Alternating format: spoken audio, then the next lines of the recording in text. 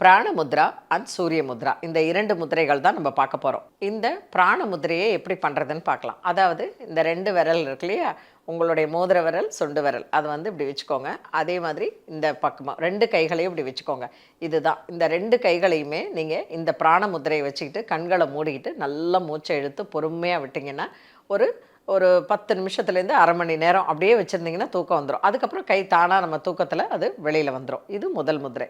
இப்போ சூரிய முதிரை, 2வது முதிரையை பார்க்க போகிறோம்.